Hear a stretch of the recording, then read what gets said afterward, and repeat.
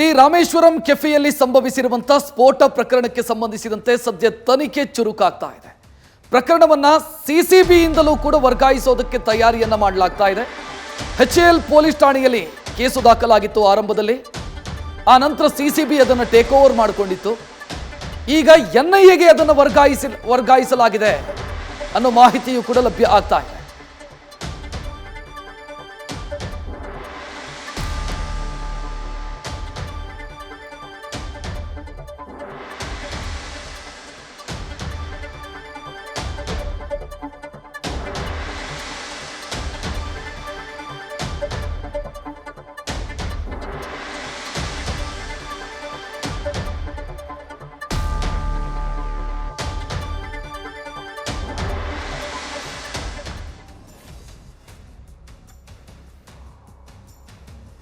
ನಿನ್ನೆ ನಡೆದಂಥ ರಾಮೇಶ್ವರಂ ಕೆಫೆಯಲ್ಲಿ ನಡೆದಿರುವಂಥ ಘಟನೆ ಏನಿದೆ, ಆ ಬ್ಲಾಸ್ಟ್ಗೆ ಸಂಬಂಧಿಸಿದಂತೆ HAL ಸ್ಟೇಷನಲ್ಲಿ ಕಂಪ್ಲೇಂಟ್ ಆಗಿತ್ತು.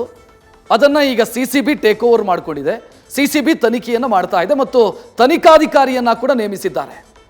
ನಗರ ಪೊಲೀಸ್ ಆಯುಕ್ತ ದಯಾನಂದ್ ತನಿಖಾಧಿಕಾರಿಯನ್ನು ನೇಮಿಸಿದ್ದಾರೆ. ನವೀನ್ ಕುಲಕರ್ಣಿ ಅವರು ತನಿಖೆಯ ನೇತೃತ್ವವನ್ನು ವಹಿಸ್ತಾರೆ.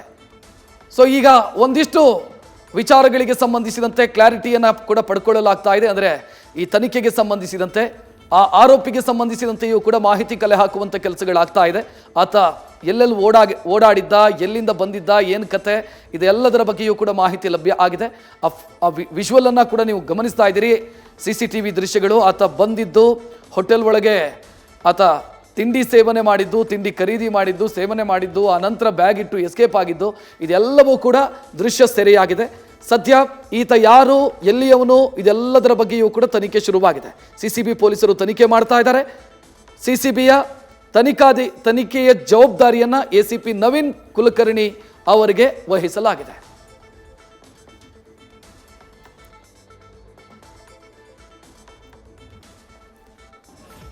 ಹೆಚ್ಚಿನ ಡೀಟೇಲ್ ನೀಡೋದಕ್ಕೆ ನಮ್ಮ ಪ್ರತಿನಿಧಿ ಸಂದೇಶ್ ನೇರ ಸಂಪರ್ಕದಲ್ಲಿ. ಸಂದೇಶ್, ಸದ್ಯ ಸಿಸಿಬಿ ತನಿಖೆ ಮಾಡ್ತಾ ಇದೆ.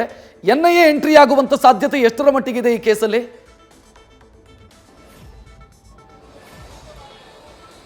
ರಕ್ಷತ್, ಈಗಾಗಲೇ ಪ್ರಕರಣವನ್ನ ಗಂಭೀರವಾಗಿ ಪರಿಗಣಿಸಿರುವಂತಹ ಸರ್ಕಾರ ಈ ಒಂದು ಪ್ರಕರಣವನ್ನ HAL ಪೊಲೀಸ್ ಠಾಣೆಯಲ್ಲಿ ದಾಖಲಾಗಿದ್ದಂತಹ ಈ ಪ್ರಕರಣವನ್ನ ಸಿಸಿಬಿಗೆ ಈಗಾಗಲೇ ಅಧಿಕೃತವಾಗಿ ವರ್ಗಾವಣೆ ಮಾಡಿದ್ದಾರೆ.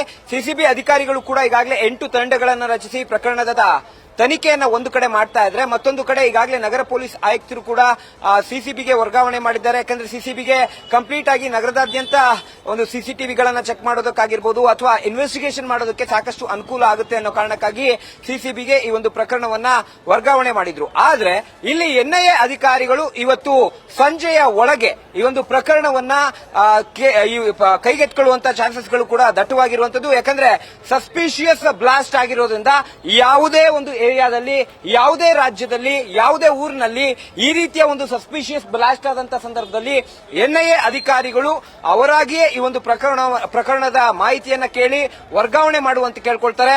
ಅಂದ್ರೆ ಈ ಪ್ರಕರಣವನ್ನ ಅಧಿಕೃತವಾಗಿ ಅವರು ವರ್ಗಾವಣೆ ಮಾಡಿಕೊಳ್ಳುವಂತ ಸಾಧ್ಯತೆಗಳು ಈಗ ದಟ್ಟವಾಗಿರುವಂತದ್ದು. ಅಂದ್ರೆ ಇವತ್ತು ಸಂಜೆಯ ಒಳಗೆ ಪ್ರಕರಣ ವರ್ಗಾವಣೆ ಆಗುವಂತ ಸಾಧ್ಯತೆ ಇದೆ. ಯಾಕಂದ್ರೆ NIA ಅಧಿಕಾರಿಗಳು ಈ ಹಿಂದೆ ಕೂಡ ಈ ರೀತಿಯ, ಅಂದ್ರೆ ಸೈಮಲ್ಟೇನಿಯಸ್ ಆಗಿ ಈ ರೀತಿಯ ಪ್ರಕರಣಗಳನ್ನೇ ಅವರು ಅಟೆಂಡ್ ಮಾಡ್ತಾ ಬರ್ತಿರ್ತಾರೆ. ಹಾಗಾಗಿ ಅವರಿಗೆ ಈ ಪ್ರಕರಣವನ್ನ ಬೇಯಿಸೋದಕ್ಕೆ ಸಾಕಷ್ಟು ಈಸಿ ಆಗುತ್ತೆ. ಜೊತೆಗೆ ಇಲ್ಲಿ ಸಾಕಷ್ಟು ಲಿಂಕ್ಗಳು ಕೂಡ ಓಪನ್ ಆಗ್ತಾ ಇದೆ. ಯಾಕಂದ್ರೆ ಬರೀ ಹೋಟೆಲ್ ಲಾಬಿ ವಿಚಾರಕ್ಕೆ ಮಾಡೋದಾಗಿದ್ರೆ ಹೋಟೆಲ್ನಲ್ಲೇ ಹೋಟೆಲ್ ಫುಡ್ ಅನ್ನ ಕೆಡಿಸುವಂತದ್ದಾಗಿರ್ಬೋದು ಅಥವಾ ಹೋಟೆಲ್ನಲ್ಲಿ ಬೇರೆ ರೀತಿಯ ಕೆಲಸಗಳನ್ನ ಮಾಡ್ತಾ ಇದ್ರು. ಆದ್ರೆ ಇಷ್ಟರ ಮಟ್ಟಿನ ಧೈರ್ಯವನ್ನ ಮಾಡೋದು ಹೋಟೆಲ್ ಲಾಬಿಗಾಗಿ ಮಾಡೋದಿಲ್ಲ. ಆದ್ರೆ ಬಾಂಬ್ ಬ್ಲಾಸ್ಟ್ ಅನ್ನ ಮಾಡಿರೋದ್ರಿಂದ, ಜೊತೆಗೆ ಅಲ್ಲಿ ಬಳಸಿರುವಂತಹ ಕಚ್ಚಾ ವಸ್ತುಗಳನ್ನು ನೋಡ್ತಾ ಇದ್ರೆ ನಿಜಕ್ಕೂ ಕೂಡ ಇದು ಬೇರೆ ಒಂದು ಪರಿಣಾಮಕ್ಕೆ ತಿರುಗಿಕೊಳ್ಳುತ್ತಾ ಅಥವಾ ಇದರ ಹಿಂದೆ ಬೇರೆ ಯಾರಾದ್ರೂ ಇದ್ದಾರಾ ಅನ್ನೋ ಒಂದು ಅನುಮಾನ ಬಂದಿದೆ. ಹಾಗಾಗಿ ಬಹುತೇಕ ಈ ಪ್ರಕರಣ NIAಗೆ ವರ್ಗಾವಣೆ ಆಗುವಂತಹ ಸಾಧ್ಯತೆ ದಟ್ಟವಾಗಿರುವಂತದ್ದು. ರಕ್ಷತ್, ಧನ್ಯವಾದ ಸಂದೇಶ್ ಮಾಹಿತಿಗೆ.